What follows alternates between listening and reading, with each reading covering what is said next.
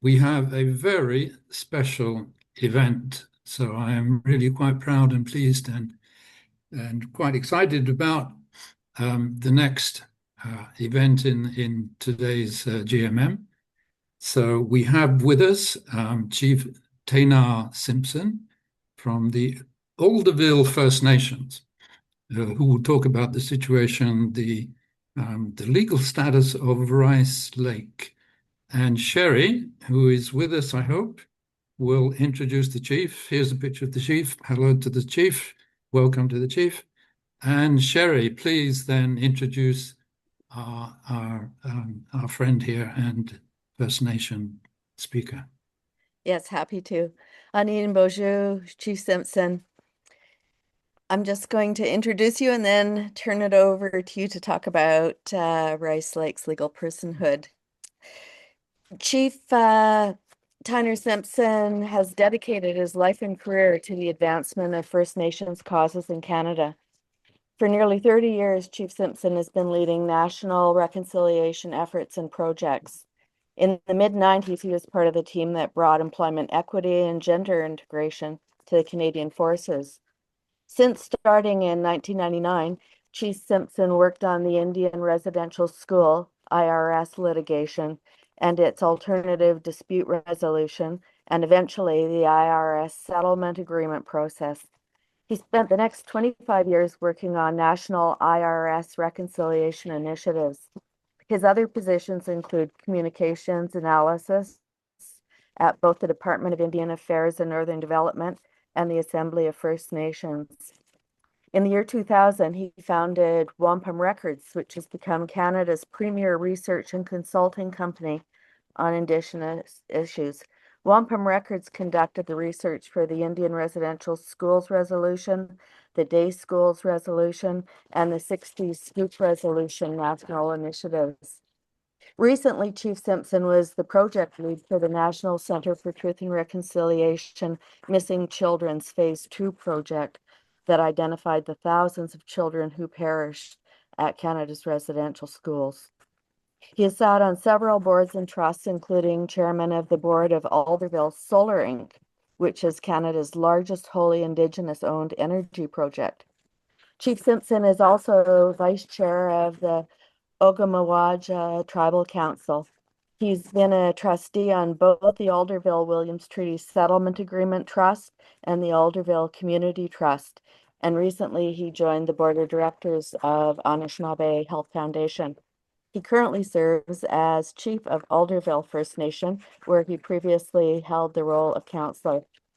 Chimigwich Ogama Simpson, we are honored to have you speaking with us today about Rice Lake's legal personhood and perhaps some of the other inspiring projects to protect the environment that Alderville First Nation is involved in. Miigwech Sherry, it's great to finally meet you face to face, as well as all of the members of your group. I'll get into the presentation. I want to give a bit of history about what Alderville's been doing to protect the environment and how this naturally led into the legal personhood initiative of Rice Lake that we are currently undertaking. Ani and Bojo, Gima Taynar Simpson, Indigenous Cause, Alderville First Nation and Dune Jaba, Wawashkeshi and Odom, Michasagi and Dow. That's how we introduce ourselves in our language. I said my name is Chief Taynar Simpson. I'm from Alderville First Nation, also known as Pemadeshkodeyong, and I am of the Deer clan. I'm also a Mississauga Anishinaabe. I'm going to share, I believe I can share my PowerPoint presentation. Okay. Yes, you can. Go ahead. Okay, here I go. I am hoping this is going to work. Do you see a presentation on there? Yes. We can see it. Great. Thanks. Okay. Yeah, I'm never quite sure if this is working or not, so I will start here from the beginning. Okay, so this is Rice Lake here. That's just the opening screen. So the next one, this is who I was, what I was just talking about, and Sherry, thank you for that brief introduction. So, This is, for those of you who don't know, Alderville First Nation is on the south shore of Rice Lake. We are a First Nation of roughly 1,450 members. We are Mississauga. We originally um, moved to the Alderville area permanently in the 1830s. We were relocated from tiny Grape Island in the Bay of Quinte, where we had been settled as a mission. This was a 17-acre island where we outgrew it. And we were in the about 250 people living on a small island when it was determined we needed to find a new area because our lands were being basically given to the Mohawk, who had been British allies who needed to relocate from the States. So we were in agreement with that, mostly because the Grape Island was too small. So we had to pick some place to go, and Race Lake, Pemadeshkodeyong had always been the place where we had food in abundance. It was part of our regular annual cycle that we would visit. We would follow the various foods as they became abundant. So we had an annual cycle, and we always came to Rice Lake in the fall to harvest rice because the rice would last for years. So it was the one staple that we had that you could always count on. You could store it for years. So if you had rice, then you had food. So this was a place that we made sure we visited every year. So we moved there in about the 1830s in the permanent way. The Mississauga have lived in Southern Ontario for the past 10,000 years. We're the only people that have continuously lived in Southern Ontario for 10,000 years. Other groups have come and gone, but we have always been here. So effectively, since the retreat of the last glaciers is how long we've called this area our home. This is pretty much some pictures here of Alderville. There's our church and our old hall, which was torn down, but we're currently, our band office is right beside that church. So from where I'm right now, I'm only about 100 feet away from the church there. This is also a picture of our one of our early councils from the 1880s. And as you can see there, that's our cenotaph on the far right. So that's our monument to the veterans who fought in World War One and World War Two. We had the highest per capita enlistment rate in Canada for World War One, which was quite high considering we were not part of the draft. So First Nations were excluded from the draft, yet we still joined in numbers higher than any community in Canada. So that's something that we were always proud of. A number of our warriors did not make it back. So this monument was built to honor them. And moving on, so Alderville has a long history of environmentally responsible initiatives. And this here, you're looking at the Alderville Solar Farm, which, as Sherry said, at the time was the largest Indigenous energy project, wholly Indigenous owned energy project in Canada. I believe it still has that title, but we know that there's certain energy projects that are moving towards full Indigenous ownership after a course of different years. So something like the Henvey Inlet wind farm, I believe, would eventually surpass that. But this is great because we were one of the First Nations to really invest into green and sustainable energy projects. So as you can see, maybe you can't quite see, but in the top left corner of the solar farm picture, that's Rice Lake. So our solar farm is situated just a bit off the shores of Rice Lake. So we were also the builders of the project. We had a master welder who trains about 25 of our members to be welders. So we created the racking ourselves, and we built the solar farm with our own members and our own community members. So that's another thing we were very proud of. And the solar farm is now in its, I believe it's in our 12th year of operations, and we have a 20-year contract with Ontario Power Generation. Another environmental initiative that we're very proud of is the Black Oak Savanna. It's the largest tall grass prairie remnant in Southern Ontario, And through this, we've learned to bring back the controlled burns that we used to have in the area. So Southern Ontario used to be rife with tall grass prairie, and in this case, we have a black oak savanna, and this was prime land for indigenous species to come. Anytime you have a medium where, say, prairies meets a forest, this is where you get abundant, I guess, wildlife explosions. So in the recent past, these tall grass prairies were actually ideal farmlands. So all the tall grass prairie got converted to farmland, and all of that soil nutrients that had been built up over centuries was what's created the abundant farming that we had in Southern Ontario. But after decades, that abundant nutrients within the soil eventually dissipated, in which case they needed to use fertilizers and other things that were bad for the environment. So we are bringing back the tall grass prairie, and we are learning more and more from this experience. Some of the species at risk have come back. We're noticing an uptick in the indigenous flora and fauna that used to be around that weren't around for a long time. We noticed that the mottled dusky wing, which is an endangered species, has come back. And in fact, we have a mottled dusky wing that we believe is genetically unique to this prairie itself. So we're doing some genetics on that to see if it really is its own distinct species. So that was a major success to be able to save that species from the brink. And on the right there, you can see our controlled burn. Every year in the spring, we have a controlled burn of roughly 1/3 of the black oak savanna. So every 3 years, we will control burn the entire savanna, and that's what's needed to reseed the grasses with the seeds. So by bringing the controlled burn back, we are basically doing what the natural cycles of the land want.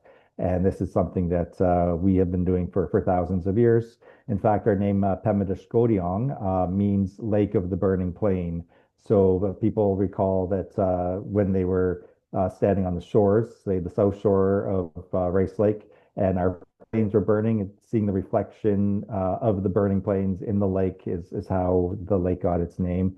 Today it's called Rice Lake for what used to be the abundance of monomen, also known as rice in the lake.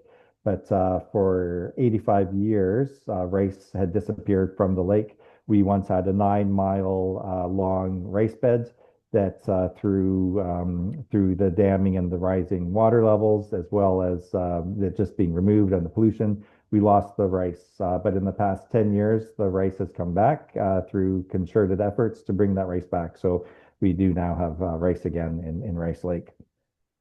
Next slide. So speaking of rice, on the left is a picture of my great-grandfather, Alfred Simpson, who is what we call dancing the rice. So after you harvest the rice from Rice Lake, you would actually, the first thing you do is on the right. I should have switched the slides. You dry it, you lay it out on the mats, you dry it for a couple of days to the point where you can put it in these pots, and then you dance the rice, and then the chafe comes off the seed, and then it's just one of the steps in processing. If there's other ones where you drop it and the wind blows more chafe off, but it's quite a long process to get to the final seed. But it was all worth it because that would be our food source for the coming year. So this is something that we would do over and over again. I think I mentioned that's my great-grandfather, Alfred Simpson, and the younger child, that's my grandfather, Everett Simpson. And this was probably one of the last rice harvests before the rice disappeared from Rice Lake. And as you can see, it looks like the area was also clear cut. So there was a lot of industrial pressures at that time that really took away some of those old ways that we had been living under for thousands of years. And it was a time of upheaval. And I just always wonder what it would have been like to be in that time, knowing these changes were coming, knowing the old ways were probably going to be, pushed aside for these new ways. So it's really nice to see that we are reclaiming the past. We're reclaiming all these traditions that we were were denied us from the government perspective. When the Indian Act came in, we were made wards of the states. We were put into the schools. We were forced to not speak our language anymore. So the pressures were immense at that time, and we are thankful that they are coming back. Next slide. So when I first became chief of Alderville, I knew that something had to be done with Rice Lake. We had been seeing a lot of decline in the quality of the water, a decline in the indigenous fish species, an increase in commercial fishing, which is illegal. The pollutants were having a big effect. And in particular, there was the Eurasian water milfoil, which is a seaweed, lakeweed, I guess you will, that is you can see on this picture. That's just in front of my cottage right there. It's a highly invasive species, and anywhere you have a depth of 7 feet or less, this stuff is kind of taken over, and it's you can't really get rid of it. It's not supposed to be there, and it's having a detrimental effect of deoxygenating our water, and which leads to fish deaths. So there were all these pressures, and I was wondering, how can we help? I can't just say I want to help the lake. It takes a bit more than that. So in discussions with the mayor of Port Hope, Elena Hankivsky, she first mentioned the idea of legal personhood as something that we could do to protect our water. I had known it's almost more of a concept, but a concept that I wasn't sure how it would be translated into reality. The more I looked into it, the more intrigued I was by the possibility of this and the fact that it had recently been done in Quebec with the Magpie River. I was like, okay, well, the Magpie River has legal personhood status. Why can't we do it here in Rice Lake? So that began a really long journey of getting to the point where we are now. So the first step I did was I went to the other Williams Treaty First Nations, the 6 other First Nations of our treaty territory, and they were all in. They said, yes, we support this initiative. So once that was discussed, one of the other First Nations, Hiawatha, is on the south shore of Rice Lake. So there's 2 First Nations on this lake. So then that allowed me to go to the other municipalities and really start pushing this idea that we can do something great that hasn't been done before in Ontario. So shortly after that, I was invited to speak at the United Nations General Assembly on Earth Day of last year, where I intervened at the General Assembly. I talked about our lake and what we're trying to do. So this really opened my eyes to legal personhood for the rights of nature, legal personhood for bodies, natural bodies was something that is an international movement. There's countries all over the world that are adapting legal personhood of these natural bodies under their own legal systems. So once I saw this, that just re-energized my will to try to get this for our lake, because we needed to do something. We still need to do something because the lake is in dire straits right now, if you will. So we're hoping that the creation of the Guardians Council, which is a necessary step in the legal personhood initiative, will become the legal voice of the lake. And much in the same way you would have a child, a minor child who has guardians who are that legal guardian, this Guardians Council would be the legal guardian of the lake, be the voice of the lake, take any actions that the lake requires. And the Guardians Council is made up of municipalities, the townships, the counties, First Nations, MNR, the conservation authorities, homeowners groups. The Rice Lake Tourism Association is on board, OPP. So all these different agencies and groups and governments that in their own way have a stake in the lake, but in their own operations don't really have much of an effect. Once you combine everyone together, bring them to the table and start looking at the data, we can become that voice and then move together in unison and make that real change. But the main problem is that the data doesn't really exist. As big of a lake as we are, you would think that there'd be a lot of data, but the data is both inadequate and incorrect. So we need to go on a rigorous data collection crusade, if you will, where we are taking constant samples for pollution, for invasive species, do a fish census, and get a real understanding of what the conditions of the lake are so that we know the proper steps that we need to take. And this is the job of the Guardians Council to do. On this picture, you can just see some of the activities that we do. On the top left there is, I'm going to say that's in the 1930s.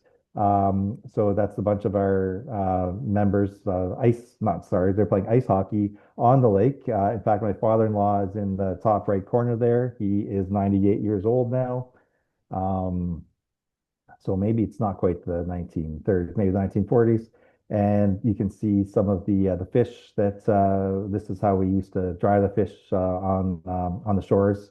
So on the right, you see that's, I believe that might be Ralph, who is harvesting rice. So this is the way that we still harvest rice now. You go in the canoe, someone does the paddling, and another person has those two sticks, and you bring the rice over into your canoe, and another stick will whack the seed off into the canoe, and then you just keep on going until you fill your canoe, and then you take it over to the shore where you lay it out to dry for a while. So these are traditions that are coming back. We've always been racing, so once the rice disappeared from Rice Lake, we went to neighboring lakes that still had their rice, like Shamong Lake, Pigeon Lake, and there's a few more in our territory that we would visit on that annual basis. So rice never left our diet. We just had to go farther to get it. Okay, so next slide. So this is a bit of the story that I was explaining about Rice Lake. Essentially, what we've always believed is that water is life, that water is alive. This can be shown in the water walks that we have revived from our past. In fact, Alderville had a water walk last year where we brought we drew some water from Rice Lake and we walked it to our community center, where the next day we had a big community meeting on the Rice Lake legal personhood, where we had experts. We had the International Observatory for the Rights of Nature come and discuss what legal personhood was all about. So at that point, we really firmed up our community support for what we're doing. The water was returned back to the lake so that it could bring the news of what was discussed in the community center. And just 2 weeks ago, I was at a water consortium gathering in Aamjiwnaang First Nation in Sarnia, where we had another water walk, where all of the First Nation members brought water from their lake, their water systems to Aamjiwnaang, where we put some together, and then we put it into the St. Clair River. So this is a way of combining all of our efforts together. So since we have undertaken this project, about 6 or 7 First Nations have approached me wondering how we attain legal personhood. And I've been showing them basically the steps that we took. And essentially what we did is we granted legal personhood to Rice Lake under our Great Law, which is our Chunoknagewin.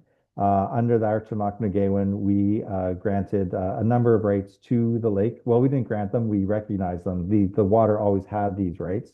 So by recognizing the rights of the water under our Chunoknagewin, this in our law, but our laws are also Canadian laws. So by us granting this law, that law became a Canadian law.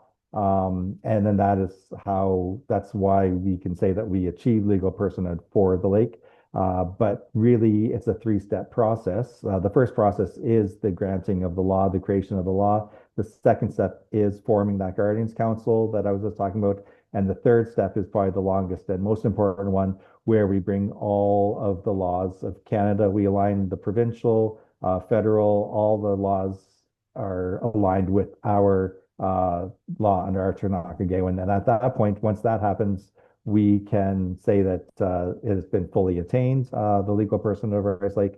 But that doesn't mean that the lake is fixed. It's still a lot of work. In my lifetime, I probably won't see the changes that we're hoping to make, but the idea is that we're on the path to returning Rice Lake to its previous pristine time and quality. There was a time when you could drink water right out of the lake. We would not advise that today. You would probably get sick. We also advise that you only eat one fish per day from our lake due to the number of toxins and pollutants in our lake. So this is unfortunate. But we know that the commercial fisheries that have moved in from the GTA, they are taking out everything that they can get, and they are selling it in their markets in the GTA. And I'm sure that they don't put that warning on there. Sadly, this winter, just from my cottage, I was able to see there was about a dozen ice huts, all the same make, that were occupied 24/7 for the entire winter, from as soon as the lake froze over to the day before the lake broke up. They were out there. They were hauling out fish in refrigeration trucks. This is all highly illegal commercial fishing. And when we had our annual ice fishing derby in February, where we go just off of our shore and everyone digs a hole and we have contests of who could catch the most fish, the biggest fish. Out of everyone that was there, we didn't catch a single fish in our annual ice fishing derby. So that was awful when you could see this commercial fishery just beyond where we were. So that just reaffirmed why we need to really push the protections for the lake. And we do feel that we found a solution. But right now, our onus is on putting together the Guardians Council so that they can take that firm action of all those different levels of municipal, township governance, the First Nations governments, the ministry, the conservation authorities, the OPP. Once we get all of them together, something like that's not going to happen again. And that's what we're hoping for. So for next winter, because this year on the lake, everyone's reporting almost no fish. There was a time when Rice Lake was known as the #1 fishing lake in Ontario. Now it is not anywhere close to that, but you still see fishermen out there still trying, but we're just not getting to the levels we were at before. So that's what we're hoping to get back to. So this next slide, why personhood? So I think I touched on these issues. It's the pollution, it's the overfishing, it's the increased development, the way that we'll see there's a lot of industrial farms in the area where we know that there would be fertilizer washing into the water, which leads to that increase in the seaweeds. So we want to ensure that we can monitor that and try to get rid of that as much as possible. We know that there's inadequate water management systems. There was a time last year when the water levels were really low. I called it into the ministry, to the authorities, and they told me that the water levels were high. We knew that they were low because there were boats sitting on the lake bed. And then if they were saying it's high, that means that the floodgate, literally the floodgates in Hastings are open and they're draining even more water out of the lake. So it was just to me bonkers that they would think that the water level's high and they'd be draining the lake out when we know for a fact that the water level's low. So this is something we need to fix. We need to make sure that we have strong data gathering techniques out there, taking samples from more than just one area. And that's going to be the main push that we're doing for that. We know that the water levels can wreak havoc on a lot of the animals in the water, like muskrats who need to have a water level at a certain level, that if you go too low or too high, you either drown them or take out how they can birth their babies.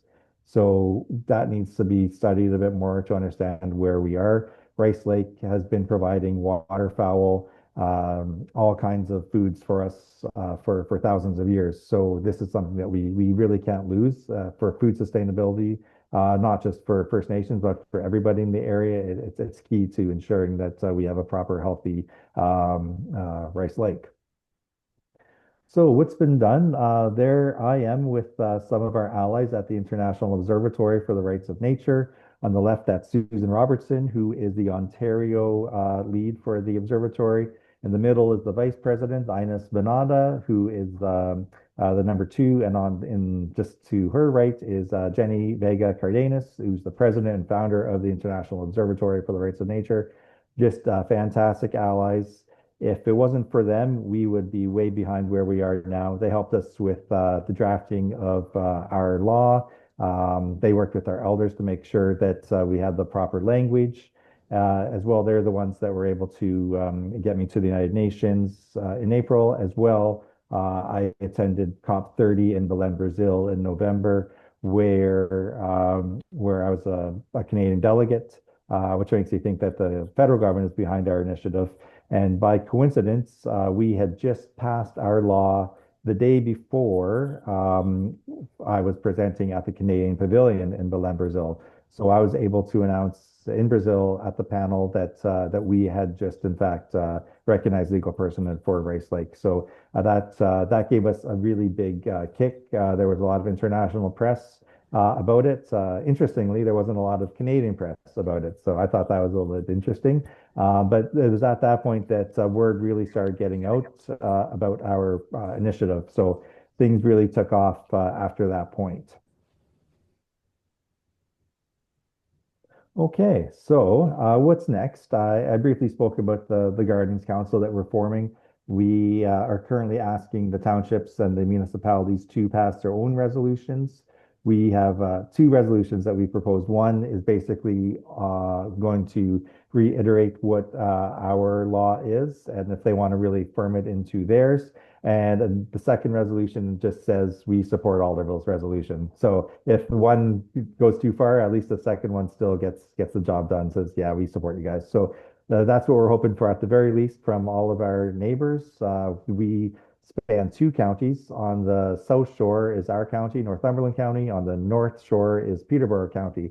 So we have two counties and at least a dozen municipalities and townships that we are trying to get on board. But we have a lot of soft support. I've spoken with all the mayors, and they seem to be in support of this initiative.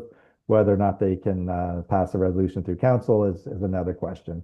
So we're also looking for long-term funding because what we're trying to do right now is expensive. All the water testing, the data collection, the fish surveys, that costs money. Fortunately, we have partnered with Trent University, who has an internationally renowned water, what's it called?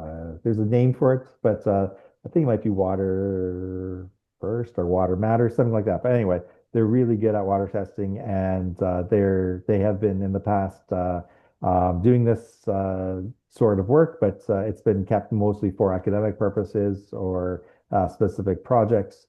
So now we're asking for this to help with our Personhood initiative, and we have an MOU in the works, as well as they have made available to graduate students who are getting their thesis in this line of work. So we are very thankful for this extra manpower, this water testing that we know is expensive. So it's these type of partnerships that we need to have to really inform the Gardens Council and reduce our costs. So every partnership like that will help with our costs. So right now we are on a shoestring budget. Tom Jackson, the actor and singer, hosted a benefit concert for us last year, raised $20,000. So that really helped us get our law on the books because these are legal expenses that do cost money. So we were able to do that. So we've gotten a couple of grants. So it's still not enough to really do all the testing we need, but it's enough to keep pushing forward. And that's the most important thing. As long as we keep putting one foot in front of the others towards that eventual goal, then we feel like we're making progress. So it's something that I presented to the Law Society of Ontario a few weeks back. So some of the lawyers would take that as a refresher course to maintain their standing with the Law Society of Ontario. They do need to take these upgrades and what's been done new in the law. So this was chosen as one of the topics that they wanted to be part of the curriculum. So I was very happy to participate in that. So that's just another way more that we are embedding what we're doing in the legal framework of Canada. So that's something that we're very proud of. Let's see, what else do we have next? Yes, so some of the steps that we picked moving forward is we would like to get a constitutional amendment for the Alderville Constitution. So our Chinoknagewin, which is our supreme law, doesn't distinctly recognize the rights of nature within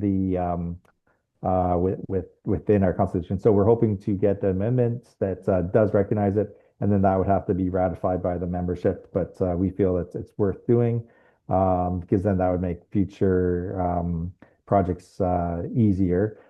Since we've done Rice Lake, I've been asked to lead up the Anishinaabe Nation's push to grant legal personhood to all water bodies and water courses in Anishinaabe Nation territory, which is a good chunk of Ontario. So that's a huge step. So having a constitutional amendment for us is a big step in making that possible. As you can see there, identifying partners and guardians, building those partnerships, which takes time. Meeting with you guys, that's number 3 on this list here, building partnerships. So we're very happy that you're interested in learning more about this and achieving sustainability. So no matter what we do on paper, it doesn't really matter unless we actually have on the ground changes. Like right now, Rice Lake is in a worse shape than when we started this initiative. So we can't really pat ourselves on the back too much because nothing's really been done on the ground with the lake. So that's really where the onus needs to shift right now. And that's why by the end of 2026, we're hoping to have the first sitting of the Gardens Council so they can start making these decisions. So Alderville would just be one voice in this Gardens Council, likely the chair, but still just one voice. And so we're just hoping that that we are able to make those decisions as a group.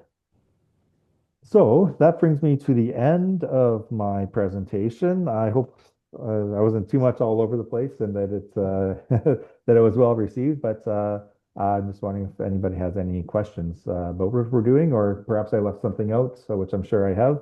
I'd be happy to answer any questions. Miigwech. Brilliant That was presentation, wonderful. really lots of things. Sorry, Sherry, let me just say that Yep. a lot of information there that's very concerning, really. A lot of things I really did not know about, and I think SCAN needs to really consider to what extent we can work together on this. But Sherry, yes, do you want to lead we've got some time left. We're going to run over, obviously. But Sherry, do you want to organize the questions? Sure, I'd be happy to. And Shimigwech Ogema for a fantastic presentation. I think it's probably answered most questions that people have, but I do see a few hands. So let me start with Deb from Toronto. You're on You're mute. on mute, Deb. Yeah, Miigwech Chief Simpson, we're so encouraged by this move, and I know everyone is asking how we can support you. I'm particularly interested in how the Guardian Council, it sounds to me like it's a very broad range of groups, how it's going to function, and and what role there is also for organizations like ours, which is both local, provincial, and federal. That's a Can you very good speak about question. the Guardian Council? Yes, so we've had a lot of discussions with this and how it's going to work. We don't want it to get so big to the point where, say, there's 30 seats and it's hard to get quorum or enough people to show up to make these decisions. So the constitution of the council is at the forefront of what we're trying to do right now. Given the number of municipalities, townships, and counties, we feel that there should be a specific number of seats given to those governments, and then have there be a rotating term for each one of them, or maybe some don't do a resolution, in which case they might not be sitting at the council. But we do know that we have to keep it at a manageable size. We want to make sure that all the interests are covered. Like we do have the homeowners, we have cottagers, we have tourism, we have fishermen. All these are stakeholders that would have a voice at the table, as well as the 2 First Nations and all the First Nations in the treaty territory in general. So we haven't quite hit that magic number of what a functioning council would look like, or if there's an ex officio positions for other groups that can sit in, because a number of groups have expressed interest, and I don't want to have them excluded. I love to have them included. Maybe there's an observer status, ex officio, or perhaps there's a rotating group of maybe 3 seats for these organizations. Like the Baxter Creek Watershed Association has been a big ally of ours.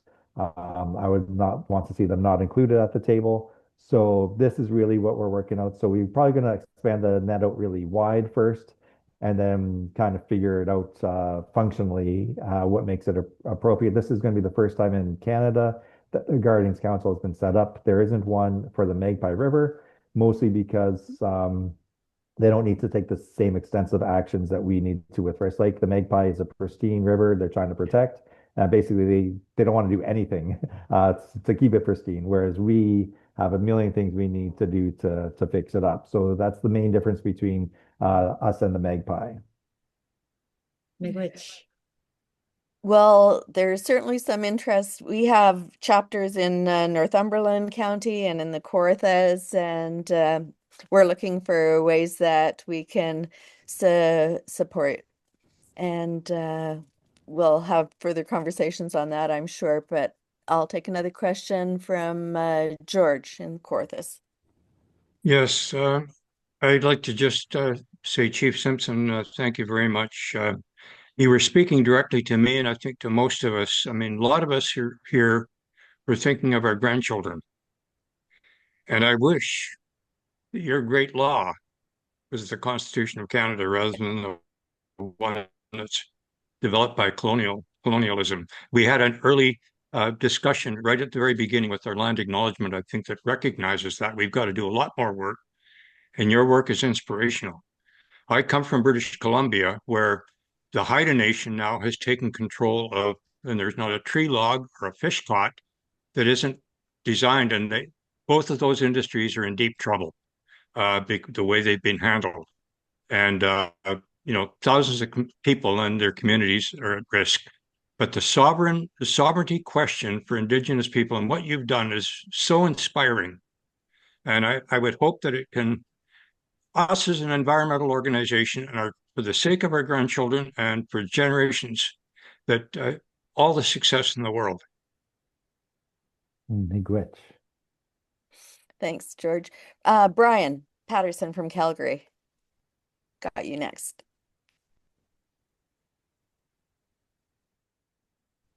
Brian, you're on mute. Go ahead. Yeah. Yeah, here I am. Slow to get here. Thank you very much, Chief Simpson. That was a seminal presentation. In the time I've been involved in climate activism, I hear a lot of talk and some activity about coalitions and coalescence, but I have yet to see an effective coalescence of colonials and Indigenous peoples. Is such a thing possible?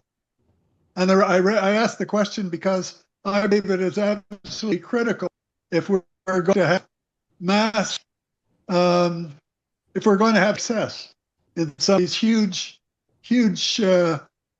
issues that we're addressing the federal government with.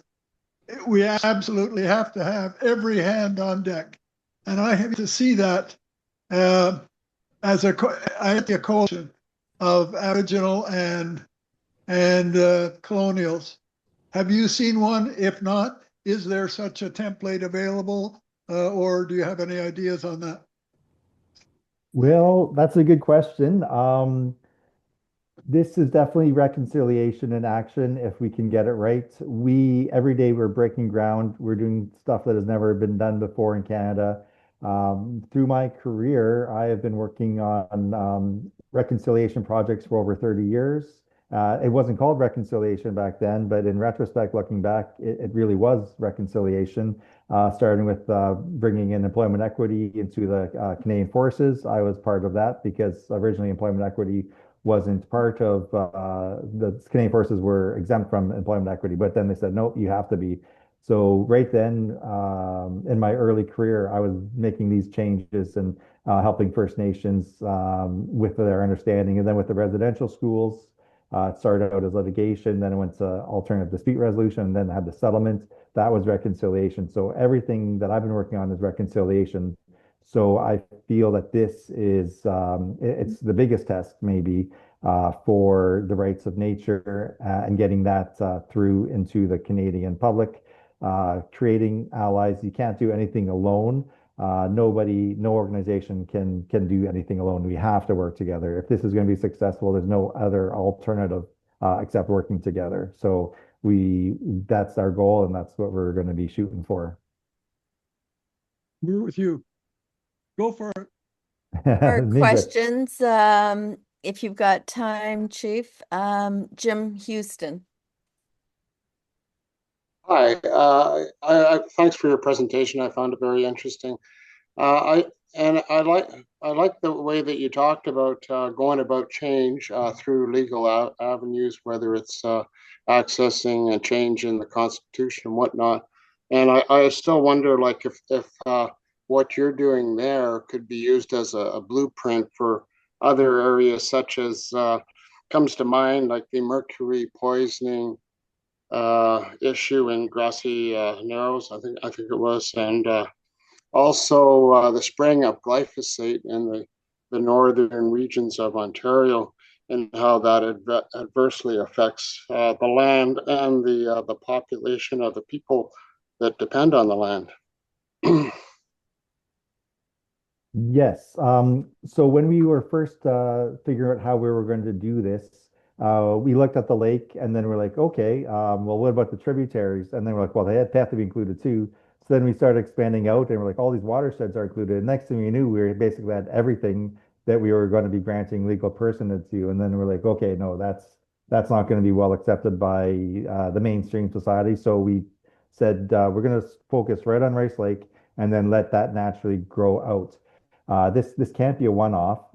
You can't have legal personhood for Rice Lake and not for other lakes in the area. The natural progression would be all natural bodies to achieve legal personhood. If you think about it, corporations under the law are legal persons. If a corporation can be a legal person, something that is obviously more alive, like nature, has to have this as well too. So if the Canadian public can live with corporations being legal people, they can be happy with a tree or water being a legal person. So once that's achieved, then damaging and harming a natural body there's consequences. There are legal consequences for that. One thing I forgot to mention in my presentation is the actual rights that we recognize for nature, and I figure this is a big point. So I'm just going to list them off right now. There are the rights that we recognize were the rights to live, exist, and thrive, the right to respect for its natural cycles, the right to evolve naturally and be preserved and to be protected, the right to maintain its natural biodiversity, the right to perform essential functions within its ecosystem, the right to maintain its integrity, the right to be free from pollution, so that's where the mercury would fit in, the right to regeneration and restoration, and the right to take legal action. So those were the recognized rights that we listed, and we feel that those would cover a lot. So a lot of thought went into that. Do we do more, or is that what we're doing? So that's what we settled on, and these seem to be the rights being recognized in the other draft legal personhood initiatives in Ontario. Okay, thank you. Great. Thanks very much. I see one more hand, so I'll take one more question. Just one more, Yvonne, and who's then I the think we head have of to our- draw it to a close here. Thank you, Okay. Chief Simpson, very much for the presentation. It's really encouraging.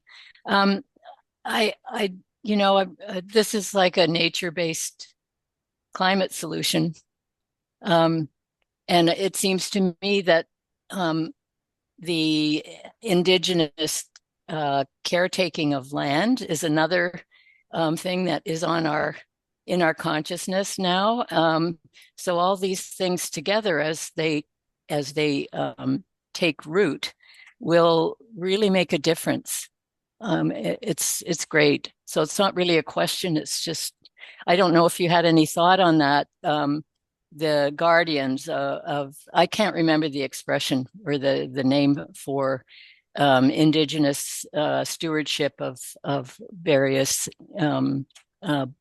land masses or land or various regions, but that's what I mean. So thank you. Great, thank you. Yeah, Indigenous stewardship of our lands, that's something we've been doing for thousands of years, and we never gave up our responsibility or right to that.